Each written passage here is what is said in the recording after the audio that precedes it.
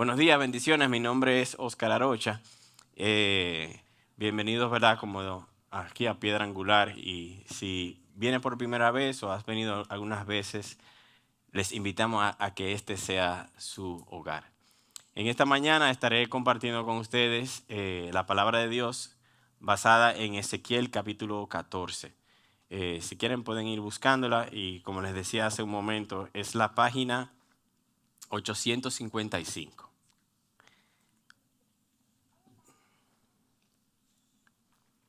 Página 855. Pero bien, antes de leer el pasaje, y en un momento lo vamos a leer, yo quiero contarles algo que pasó hace muchos años, pero que tiene que ver mucho con el tema de esta mañana. Mira, el 1 de marzo de 1786, uno de los compositores más famosos que había en ese momento era Mozart, que todo el mundo hoy día conoce. Pero unos amigos le pidieron que hiciera una ópera nueva para la ciudad. Y en Viena, él entonces escribió lo que he venido a conocer como La boda de Fígaro, que es una de las óperas más famosas que hay. Y bueno, probablemente la más famosa de Mozart. En esta ópera es muy, muy, muy interesante porque él está tratando varios temas, incluyendo algunos que, siendo él cristiano, quería introducir como parte de la conversación de la ciudad. Y se trata de este hombre llamado Fígaro, que es mayordomo del conde Almaviva y de Susana, que era la ama de llaves del conde Almaviva y de la condesa Rosina, pero que también era la novia de Fígaro.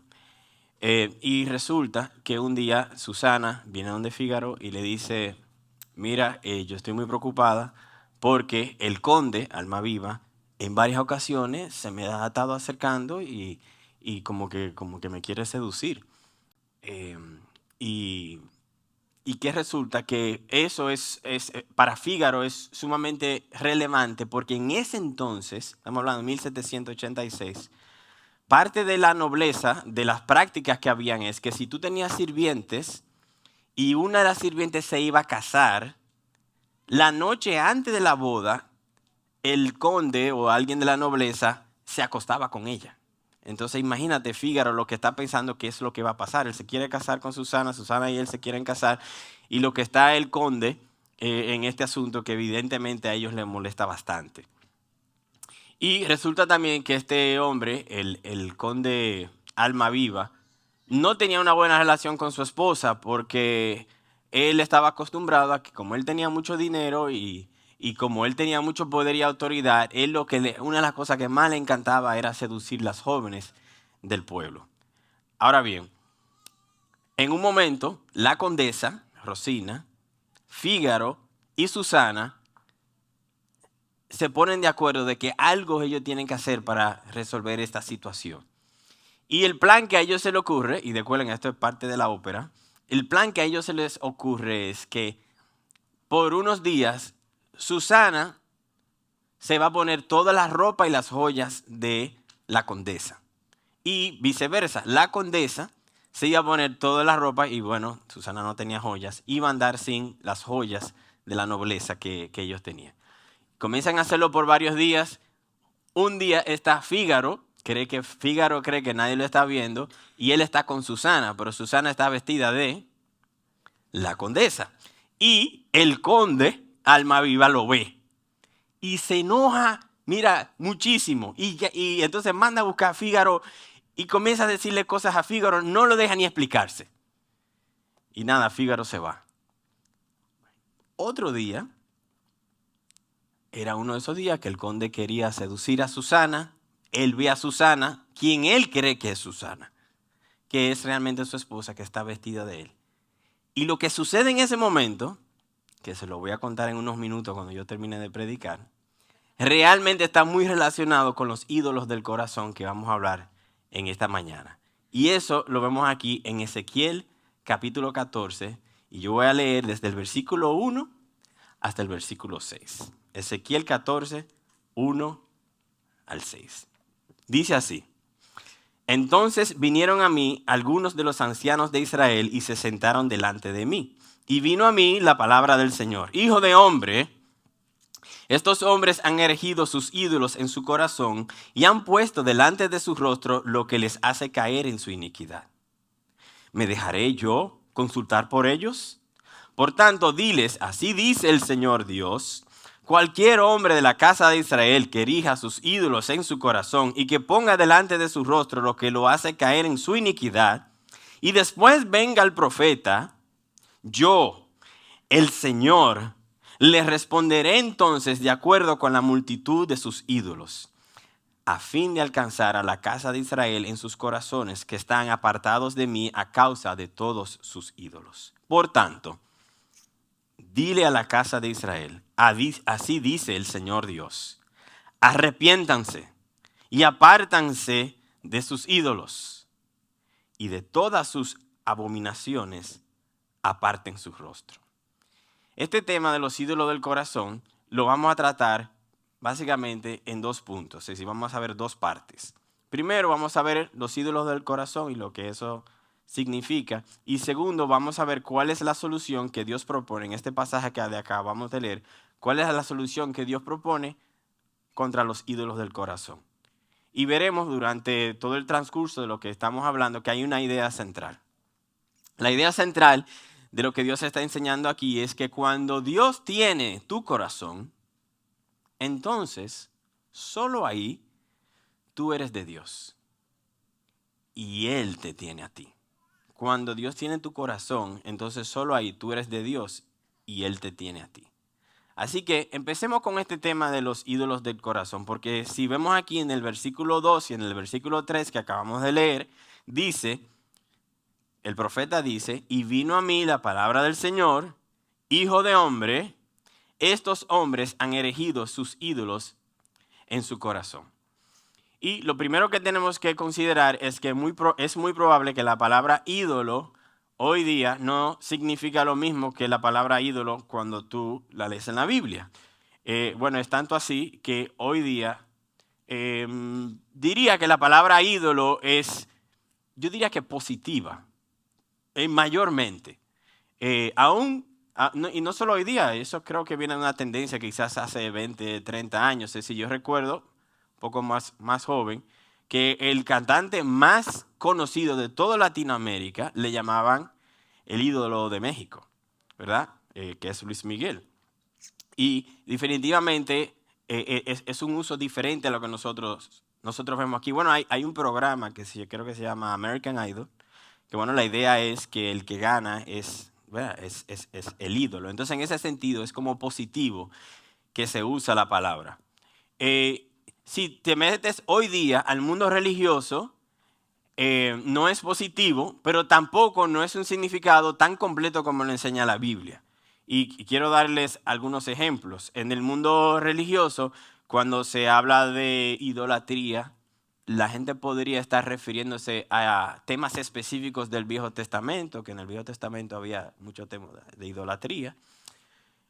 Podría la gente referirse a los indígenas. Es casi en todas las culturas indígenas hay temas de ídolos, ¿verdad? Y que le queman incienso y le hacen sacrificios y demás. Hay temas de hoy día, de nuevo en el mundo religioso, que es el tema de venerar santos. Y bueno, y hasta hay por ahí hasta cientos y cientos de santos que se veneran y en ese sentido le podrían llamar idolatría. Hay talismanes, superstición, agua divina, etcétera, ¿verdad? Y bueno, y es tanto así. Recuerdo leer un libro, ver un documental, ahora no recuerdo bien cuál de las dos era, pero en Jerusalén hay 3, no una, hay 3 tumbas oficiales de donde murió Jesús. Y eso como que dice, ¿what? ¿Cómo que 3? Nada más pudo haber muerto en una, ¿verdad? Es decir, nada más pudieron haberlo enterrado en una, pero hay 3.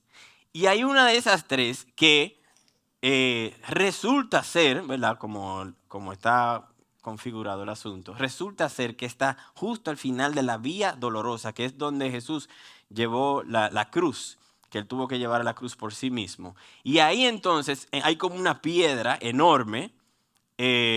Bueno, realmente ya no es enorme, porque por muchos años, cientos de años, la gente va con un frasquito y lleva como un cuchillito y le coge un pedacito a la tierra y eso se lo llevan a su casa y lo guardan. Y eso es como tienen en su casa un poquito de la tumba, bueno, de una de las tumbas oficiales de Jesús. Y ya esa piedra que era bien alta, ya eso básicamente está en el suelo. En el mundo religioso a eso es idolatría. Y yo quiero que veamos en esta mañana que la forma que la Biblia habla de la idolatría incluye algo de eso, pero es muchísimo más. ¿Ok? Y que no es eso, pero incluye algo de eso, pero es muchísimo más. Y eso lo vamos a ver mientras vamos hablando de lo que vemos aquí, específicamente en Ezequiel y en el resto de la Biblia. Ahora, ¿qué es la idolatría cuando nosotros vamos a la Biblia? Y esto lo vamos a ver una y otra vez. Vamos a ver que si leemos diferentes pasajes, incluyendo el nuestro, que detrás de todo lo que nosotros hacemos, que no agrada a Dios, es decir, de cualquier cosa que yo haga, que no agrada a Dios, por ahí anda un ídolo. Eso es lo que siempre es así. Detrás de todo pecado hay un ídolo. ¿Ok? Y si lo podemos resumir, podríamos resumirlo de esta manera, y un ídolo es todo aquello que me capta a mí más de lo que Dios me capta a mí. Algo que me controla más de lo que Dios me controla a mí. Algo que el amor por eso me controla más que el amor por Dios. Y eso puede dirigir mi voluntad porque eso es lo que yo más amo. Es algo como que yo deseo y tengo más pasión y por eso que por Dios. Y en ese sentido podríamos decir que es cuando algo controla más mi corazón que cuando Dios controla mi corazón. Podríamos decir que un ídolo es cualquier cosa o persona que se adueña de mi corazón más que Dios. Y esa frase tan explosiva que vemos en este pasaje, donde Dios dice, estos hombres han erigido ídolos en su corazón, lo que yo les quiero invitar es como que lo vamos a analizar un poquito más, vamos a entrar un poco más al pasaje, vamos a ver el contexto histórico, vamos a ver algunos de los personajes que menciona el pasaje y luego vamos a ver también una metáfora que usa el mismo profeta Ezequiel para que entendamos mejor a qué la Biblia, a qué Ezequiel se refiere cuando él habla de ídolos del corazón.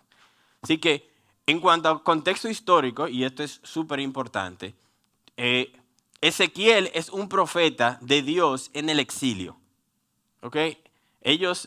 Israel está ahora mismo viviendo en el exilio, en Babilonia, y Ezequiel es un profeta de Dios ahí. ¿Cómo vino todo eso a suceder? Bueno, el último rey de Israel que mantuvo a todo el pueblo unido fue Salomón. El hijo de Salomón abusó tanto de su poder que hubo una guerra civil y el pueblo se dividió. Teníamos Israel del norte e Israel del sur.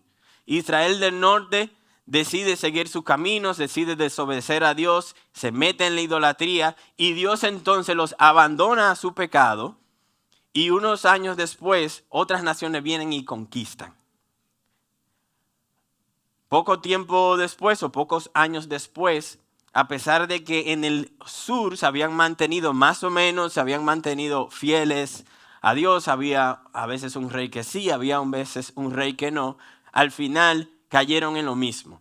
Decidieron hacer las cosas a su manera, decidieron vivir para ellos mismos, se llenaron de codicia, de abuso de autoridad, se llenaron de placeres, de pasión, desobedecieron a Dios, se olvidaron de Dios y Dios entonces los entrega a su pecado.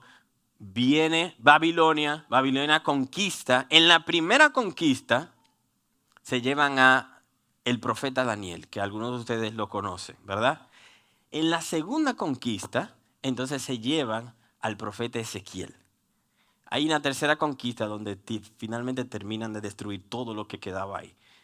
Entonces, miren cómo el pueblo ha llegado hasta este momento donde por ellos querer seguir dándole la espalda a Dios y Dios dándole oportunidades, Dios llega un momento donde Dios le dice, lo suelta. Lo suelta, claro, Él tiene su plan, pero lo suelta. Y ellos están en el exilio. Y estando en el exilio, entonces vemos aquí que hay una combinación de falsos profetas y una combinación de la actitud de estos ancianos.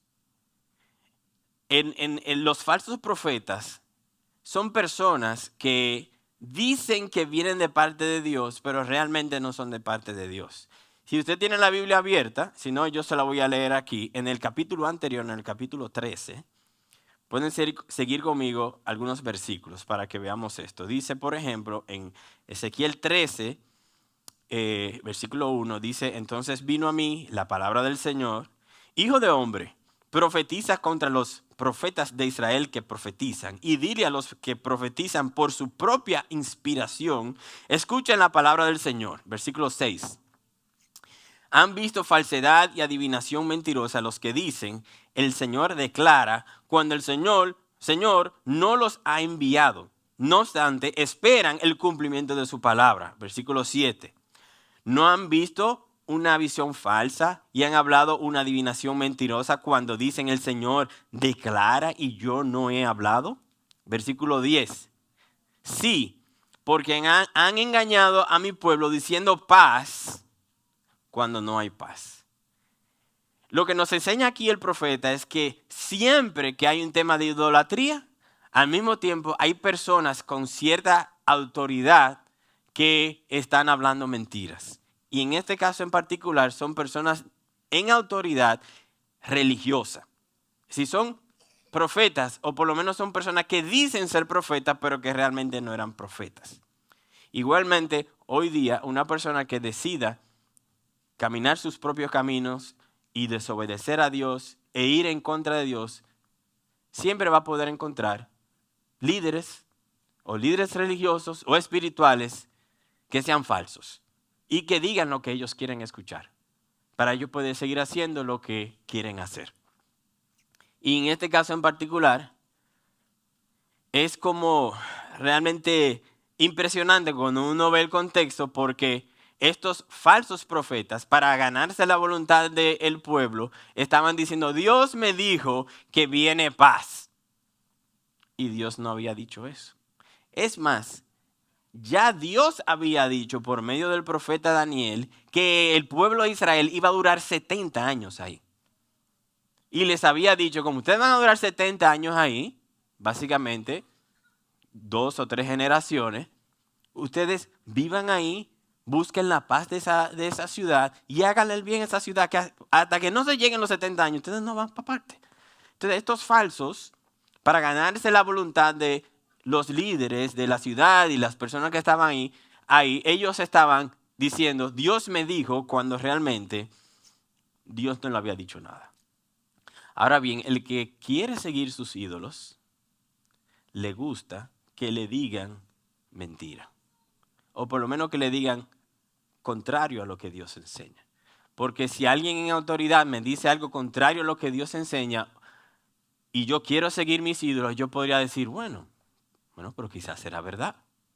Quizás yo estoy bien para buscar algún tipo de tranquilidad a mi conciencia. Y lo vemos aquí porque, de nuevo, si tienen la Biblia abierta, en el capítulo 14, versículo 1, dice, entonces vinieron a mí algunos de los ancianos de Israel y se sentaron delante de mí. Y esto es como súper importante, ¿verdad? Porque estamos hablando de los ancianos de Israel. Estamos hablando de personas que son una representación ética y moral para todo el pueblo. Es decir, que cuando el pueblo dice, ¿y quiénes son la gente aquí que hay que imitar, que hay que seguir su ejemplo? Son los ancianos. Estas son las personas que vienen a consultar a Dios. Y qué raro, ¿verdad? Porque ya ellos consultaron a los otros profetas. ¿Para qué vienen a consultar a este profeta? Pues en ocasiones, nosotros le damos la espalda a Dios, buscamos a alguien que me apoye en lo que yo estoy haciendo, pero aún así hay algo en mi conciencia que me dice, estás mal. ¿Y cuánto quisiéramos nosotros que aquella gente que nosotros realmente sabemos que vienen de parte de Dios nos dijeran que estamos bien, pero sabemos que estamos mal. Para aquellos que, como para que podamos verlo de otra forma, aquellos que somos algo más de 40 años, que veo que no somos muchos. Había una canción muy conocida, que bueno, quizá hoy día se conoce, que es A Mi Manera, de Frank Sinatra. Entonces la vida como en idolatría es como relacionado a eso. Cuando yo estoy aferrado de mis ídolos, yo vivo la vida a mi manera. No a la manera de Dios, sino a mi manera. Yo no quiero hacer el matrimonio a la manera de Dios, o mi trabajo a la manera de Dios, o criar a mis hijos a la manera de Dios, sino a mi manera. Y la idolatría siempre está atado a eso. Y cuando hay eso, lo que resulta es que vivimos rebeldes a los caminos de Dios, vivimos una manera opuesta a Dios, y por el otro lado tenemos a los falsos profetas diciéndonos que estamos bien. Y eso evidentemente nos lleva a un mal camino. Ahora resulta que Dios nunca va a apoyar eso. Si esa es la vida que tú quieres llevar, además de que es un mal camino, Dios no te va a apoyar con eso. Y en esto de los ídolos del corazón, además de que entendamos los falsos y los ancianos y el contexto histórico, el profeta hace algo más que para mí es realmente espectacular. Y es que él busca algo de la vida diaria que sirve como metáfora de lo que es la idolatría. Y es en el capítulo 16 de Ezequiel. ¿No? Si la tienen abierta, la pueden leer conmigo, pero si no, yo la voy a leer aquí también. El profeta dice que la idolatría se parece mucho al adulterio. La idolatría se parece al adulterio. Y entonces en el capítulo 16 de Ezequiel leemos las siguientes palabras, que es Dios hablando acerca de su pueblo, con esta metáfora de el matrimonio y el adulterio y demás. En Ezequiel 16 dice: entonces pasé junto a ti y te vi, estoy leyendo el versículo 8. Entonces pasé junto a ti y te vi, y tu tiempo era tiempo de amores. Extendí mi manto sobre ti y cubrí tu desnudez. Te hice juramento y entré en pacto contigo y fuiste mía, declara el Señor Dios. Versículo 15. Pero tú confiaste en tu hermosura, te prostituiste a causa de tu fama y derramaste tus prostituciones a todo el que pasaba, fuera quien fuera. Versículo 23.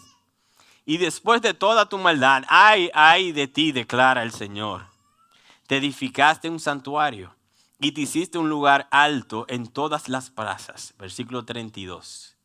Mujer adúltera, que en lugar de su marido recibe a los extraños.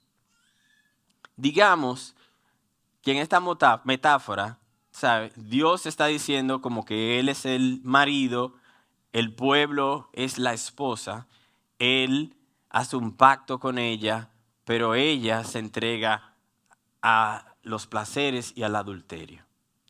¿Por qué?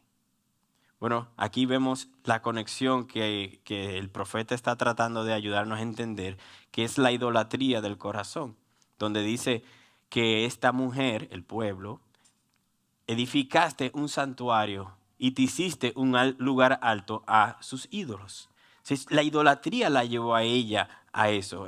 Y en otras palabras, diríamos que es que esta mujer amaba más los placeres sexuales que lo que amaba a su marido. Y como ella amaba más los placeres sexuales que lo que amaba a su marido, si su marido no le daba lo que ella quería, como ella lo quería, ella lo iba a buscar en otro lugar. Eso es lo que es la metáfora que usa el profeta para que entendamos cómo es la idolatría. Y ustedes me han escuchado, que lo he mencionado ya varias veces, que es un tema de comparativo. Es decir, la idolatría tiene que ver con la palabra más. Es decir, el ídolo es aquello que se adueña de mi corazón más que Dios. ¿Quién es el único que tiene todo el derecho sobre mi corazón? Solo Dios. Nadie ni nada tiene derecho a tener más autoridad y señorío sobre mi corazón que Dios. Y cuando yo le entrego mi corazón a que sean otras cosas, otras personas, cuando yo le cedo a otro el señorío de mi corazón o mi identidad o mi sentido de propósito, de eso es que se trata la idolatría. Y en ese sentido le hemos dado la espalda a Dios. Así que si en tu vida tú encuentras algo que te controla más que Dios, has encontrado tus ídolos. Y de nuevo, el énfasis en la palabra más, de que, porque piénsalo de esta manera, es Dios que te ha dado los sueños y los placeres de la vida. Dios quiere que tú disfrutes todo eso, todo lo que Él te ha dado. Lo que Él no quiere, y porque al final tampoco nos hace el bien, sino que nos hace daño, es que te controle más, que tú ames más que lo que tú amas a Dios. Cualquier deseo o sueño o propósito o pasión que tú tengas que te domina más de lo que es tu amor y tus deseos y tu pasión por Dios, eso terminará destruyéndote. Y bueno, ya que no, los niños están en escuela dominical, yo quiero mencionar un ejemplo y es el ejemplo del sexo. Es decir, Dios pone en nosotros el deseo sexual. Y eso tiene un desbalance en la idolatría para ambos lados. Porque Dios te dice, yo creé ese deseo para que se disfrute en el matrimonio entre un hombre y una mujer. Si el placer sexual te domina, tú podrías, por un lado, decidir ser infiel.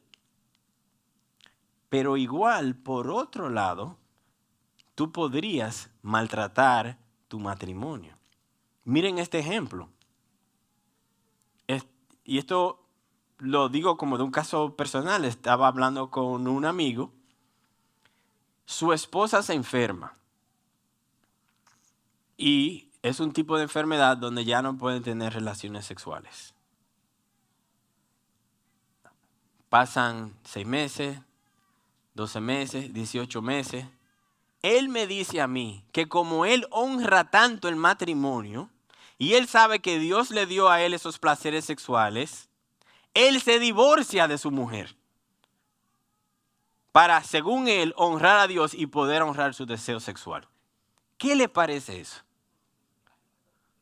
Bárbaro, exacto. Pero la realidad es que nosotros muchas veces somos así mismos. Mira cómo hasta en ese caso, hasta vistió la situación de religiosidad. De ponerse en una altura moral. Pero al final lo que lo estaba controlando era la idolatría.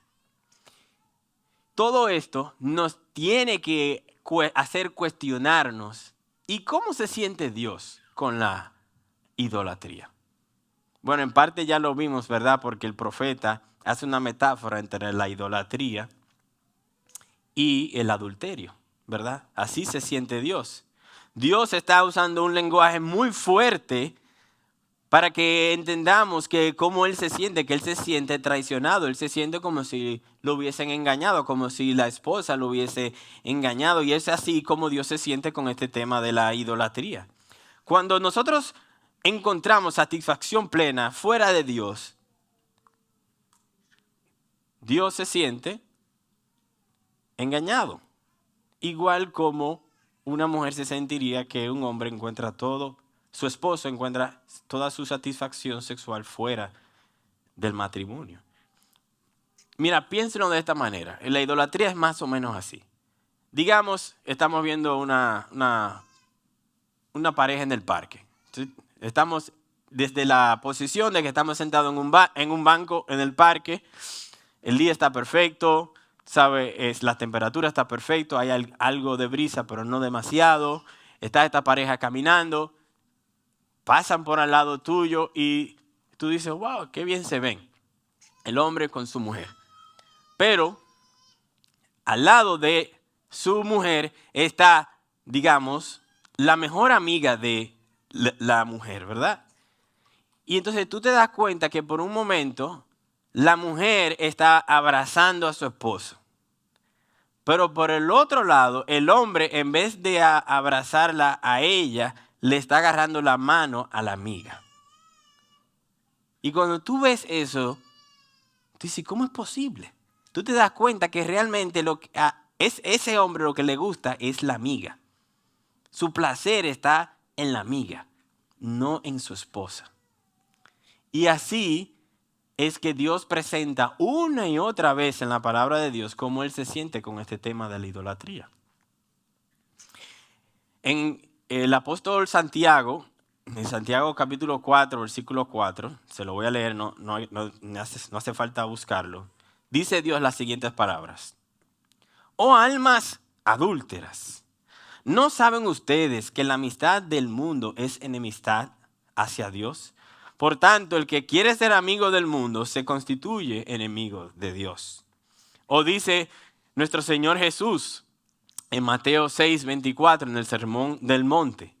Nadie puede servir a dos señores, porque o aborrecerá a uno y amará al otro, o apreciará a uno y despreciará al otro. Ustedes no pueden servir a Dios y a las riquezas.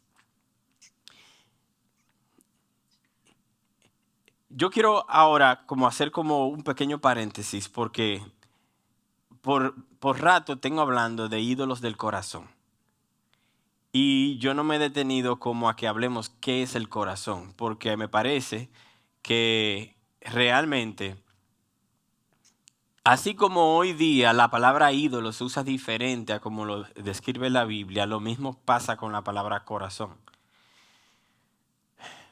La frase que todos conocemos es, sigue a tu corazón, ¿verdad?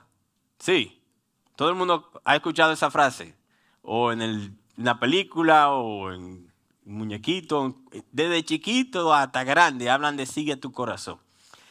Y eso ha hecho que la palabra corazón, para nosotros, tiene más que ver con cómo tú te sientes.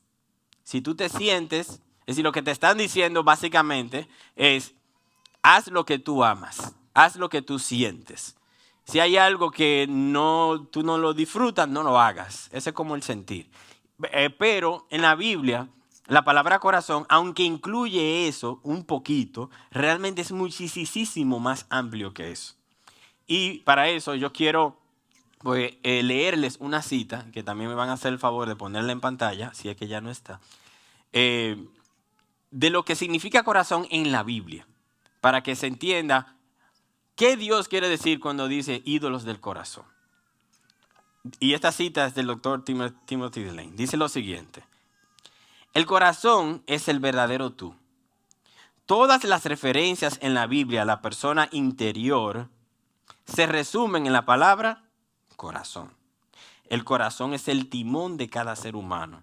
Todo lo que hacemos es moldeado y controlado por los deseos del corazón.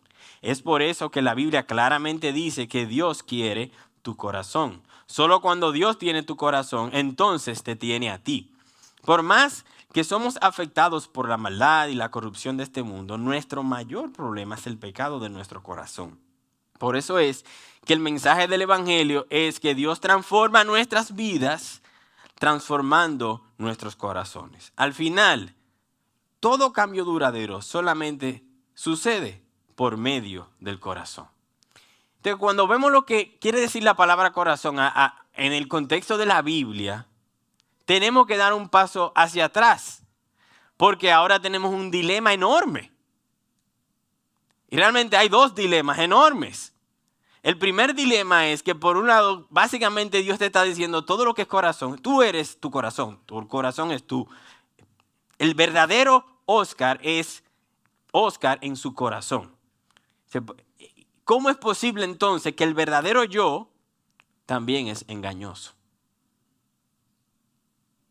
Ese es un dilema muy grande. El verdadero yo es engañoso. Es tanto así que la Biblia dice en Jeremías 17 que el corazón es engañoso más que todas las cosas. Y que ¿quién conocerá el corazón?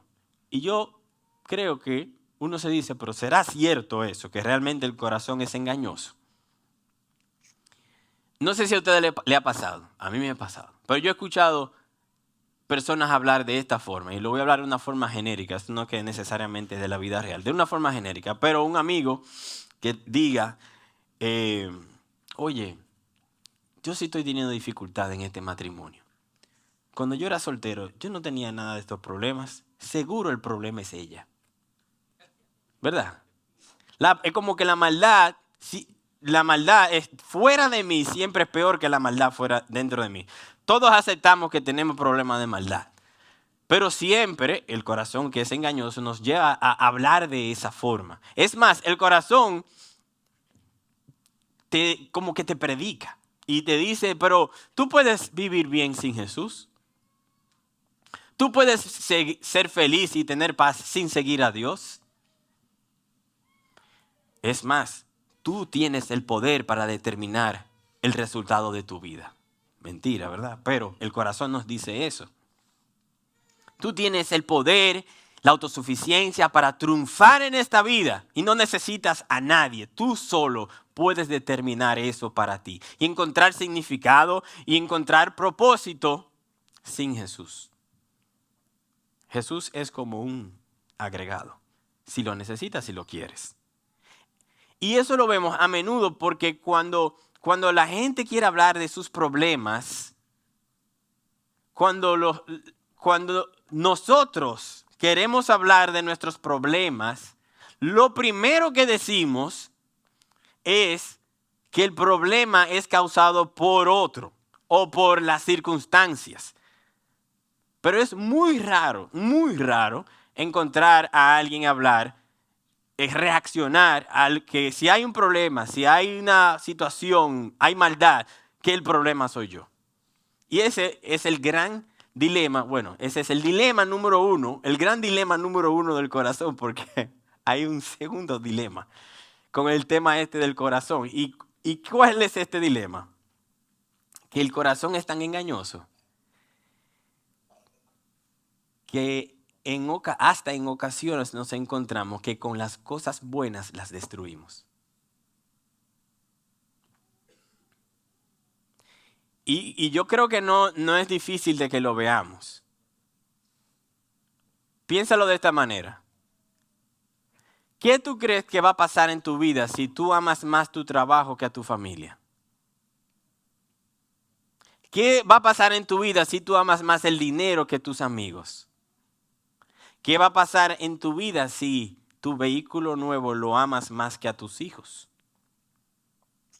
¿Qué va a pasar en tu matrimonio si tú amas más a tus hijos que a tu esposa?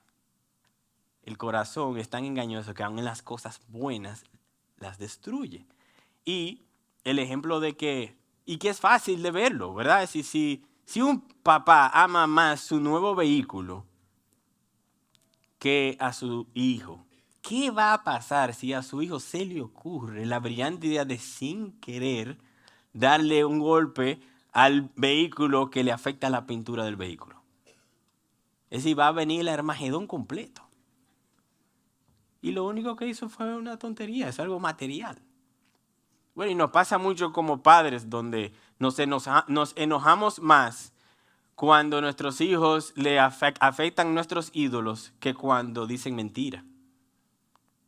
Nos enojamos más porque nuestros hijos no nos obedecen, pero cuando desobedecen a Dios no nos afecta tanto.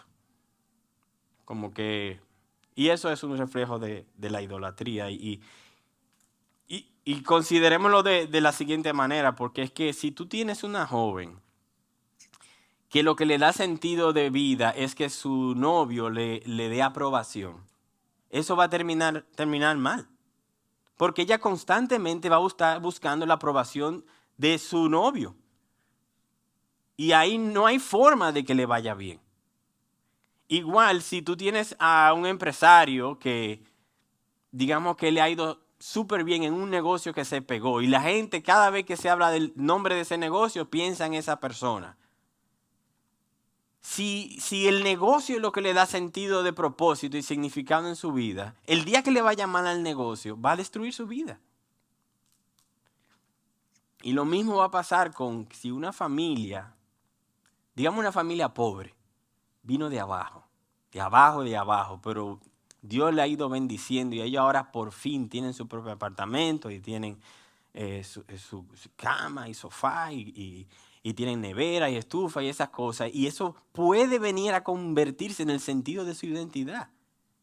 Y que si lo pierden todo. O sea, hay un común denominador en todos estos ejemplos que yo le estoy mencionando en este segundo dilema.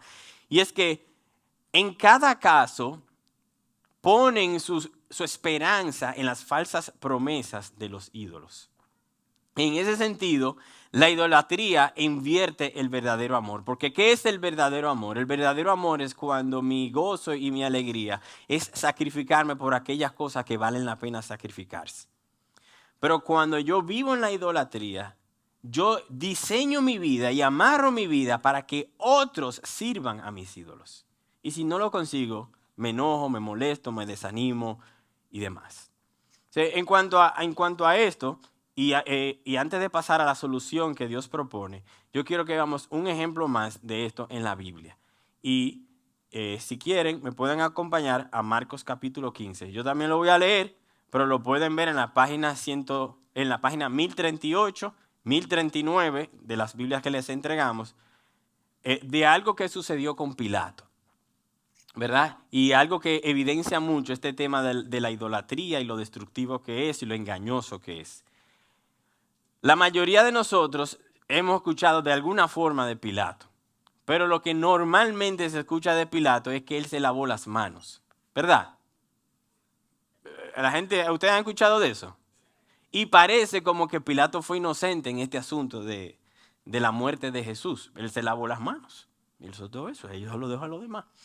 Pero miren lo que dice Marcos capítulo 15, y voy a leer algunos versículos para que podamos ver qué es lo que estaba pasando en el corazón de Pilato.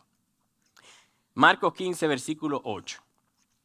Cuando la multitud subió, comenzó a pedirle a Pilato que hiciera como siempre les había hecho. Entonces Pilato les preguntó, ¿quieren que les suelte al rey de los judíos? Porque, y énfasis aquí, porque sabía que los principales sacerdotes lo habían entregado por envidia. Él lo sabía eso. Versículo 11. Pero los principales sacerdotes provocaron a la multitud para que le pidiera que en vez de Jesús le soltara a Barrabás, que era un criminal conocido. Pilato les preguntó, ¿qué haré entonces con el que ustedes llaman el rey de los judíos? Ellos le respondieron a gritos, crucifícalo.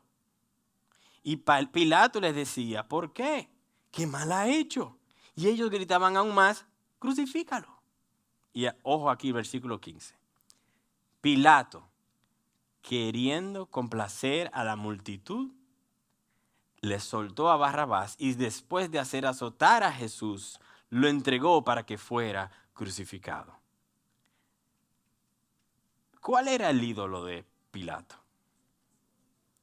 ¿Verdad? Él amaba mucho la opinión de los demás, su posición de autoridad. Él sabía que Jesús era inocente. Él sabía que lo habían entregado por envidia. Y él sabía que Barrabás era un criminal. Eso hace la idolatría en la vida. Y eso nos lleva entonces a la solución de Dios. ¿Qué solución propone Dios a esta situación? Hemos visto, ¿verdad?, que cuando Dios tiene tu corazón, entonces solo ahí tú eres de Dios y Él te tiene a ti. Entonces la solución de Dios que vemos en Ezequiel 14 es nada más, Dios hace dos cosas.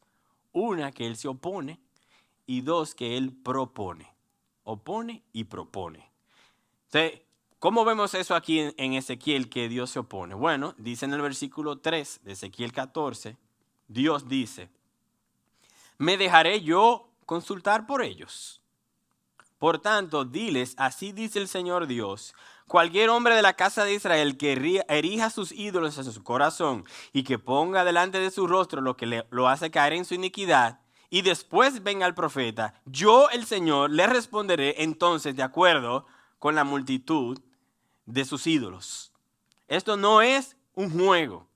Dios ha sido traicionado. Dios ha sido engañado. ¿Y qué hará Dios? Bueno, Él se opone. Él responde de acuerdo a la multitud de nuestros ídolos. Y cuando tú lo escuchas eso por primera vez, de que si tú estás viviendo en idolatría y tú quieres consultar a Dios, que Dios entonces te va a rechazar, tú dirías, wow, pero Dios sí es caprichoso. Pero no es así. Dios no es caprichoso. Dios es un buen padre. Dios no va a dejar en paz a uno de sus hijos que con la mano derecha levanta para alabar a Dios y con la mano izquierda lo que quiere es acariciar a sus ídolos. Tanto así como la pareja que vimos que caminaba en el parque hace un momento. Considéralo de esta manera, es decir, si un hijo viene de su papá y le dice, papi, ¿puedo ir al patio a jugar con la mascota, con el cachorro, con el perro? Y el padre se da cuenta que el hijo tiene agarrado aquí atrás un cuchillo. ¿Crees tú que el papá lo va a dejar salir afuera a jugar con el cachorro? No, él le va a decir, ven acá, mijo, ¿qué es lo que tú tienes ahí? Vamos a hablar. Y así es Dios. En Hebreos 12, Dios dice, hijo mío, no tengas en poco la disciplina del Señor, porque el Señor al que ama disciplina. ¿Qué hijo hay a quien su padre no lo discipline? Esto implica que por amor, Dios no atiende a mis peticiones como yo quiero, sino que primero Él quiere hablar del cuchillo, de los ídolos del corazón. Él quiere corregir tu mal camino para entonces atenderte en lo que tú le estás pidiendo. Y es quizás que tú has estado pidiéndole a Dios alguna claridad en cuanto a alguna decisión, o quizás le estás pidiendo algo sobre algún muchacho que te gusta, o algo en tu matrimonio, con tus hijos, con tu trabajo, con el jefe, y Dios se ha estado oponiendo a ti, pero es porque tú estás entregado a la idolatría y Dios no quiere ser parte de eso. Dios se opone, no solamente de esa forma, porque lo asombroso que nos enseña el pasaje es que no solo Él se opone, sino que Él tiene un plan.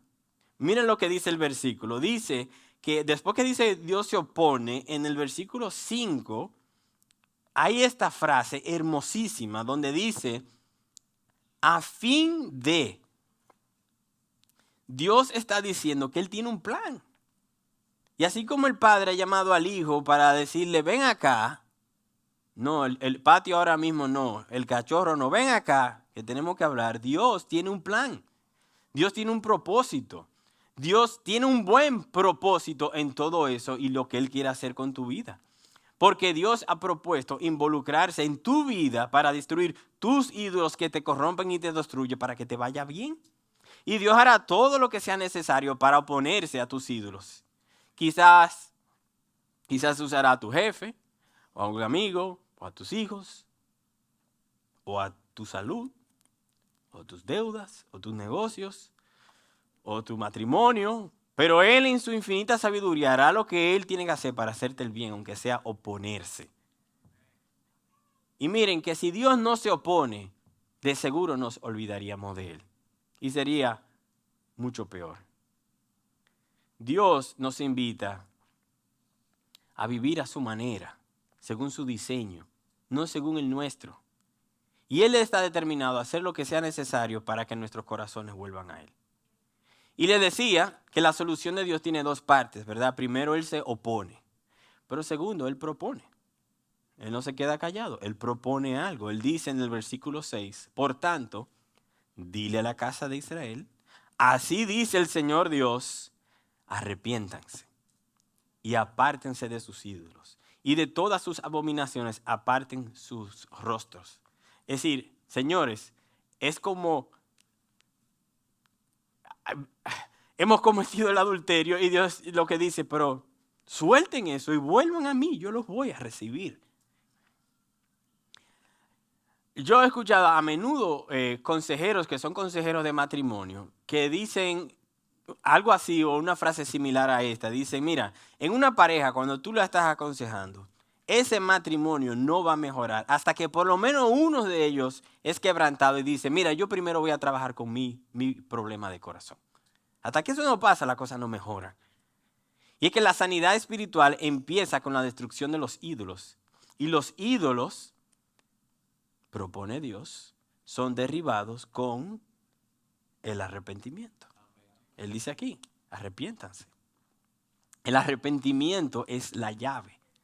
Es el instrumento que nos lleva a esa salud espiritual, a disfrutar de la vida como Dios quiere que disfrutemos de la vida. Y déjeme decirle que es muchísimo mejor. El arrepentimiento es un ejercicio, sobre todo es un ejercicio espiritual. Es decir, es como que yo voy por un mal camino, llega la luz de Dios a mi vida y entonces por un lado yo veo la suciedad de mi idolatría.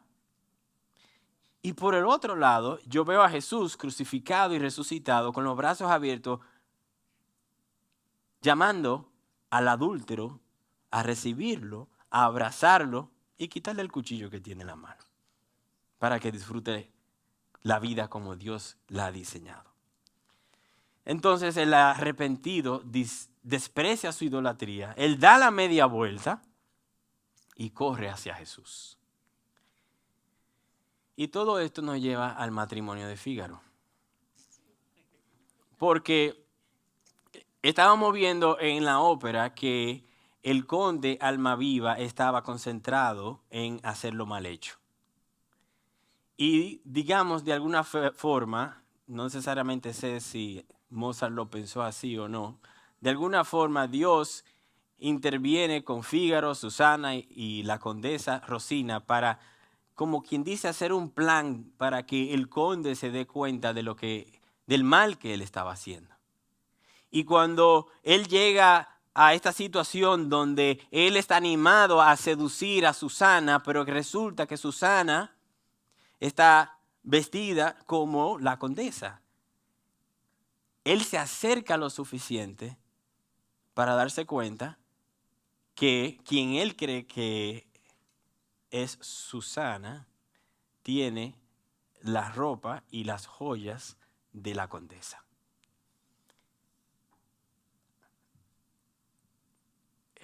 Y entonces, ¿qué le pasa a Fígaro cuando él ve eso? Él dice, wow, yo no nada más me enojé con quien, porque yo pensaba que mi esposa estaba engañándome. Yo me enojé por eso, como que Fígaro estaba diciendo, yo puedo engañar a mi esposa, pero mi esposa no podría engañarme a mí. Sino que él también abre los ojos para ver de que él estaba engañando a su esposa. Él entonces le toma la mano a la condesa, la levanta del piso donde está sentada, la levanta y él entonces se arrodilla delante de la condesa y le dice, no porque es una ópera, él le canta a la condesa, condesa, perdono, condesa, perdóname. Y lo maravilloso específicamente de esta ópera es que los próximos 20 minutos de esa ópera es todo el pueblo, todo los que están en esa casa, todos los sirvientes cantando a todo pulmón, celebrando que ha habido perdón. Y que el matrimonio que estaba casi destruido se ha conciliado. Y que el conde está verdaderamente y completamente arrepentido. Y eso es lo que Dios te invita a hacer hoy. Oremos. Oh Dios, te damos las gracias por tu palabra y te damos las gracias por tu paciencia con nosotros. Te damos las gracias porque una y otra vez tú nos has llamado a que abandonemos nuestra idolatría. Te has opuesto cuando ha sido necesario, nos has llamado a que soltemos nuestros caminos, nuestra manera de vivir y que en arrepentimiento volvamos a ti. Eso llena nuestros corazones de un asombro que no tiene palabras, de cómo tú constantemente nos buscas y nos amas a pesar de las muchas veces que nosotros te damos la espalda a ti.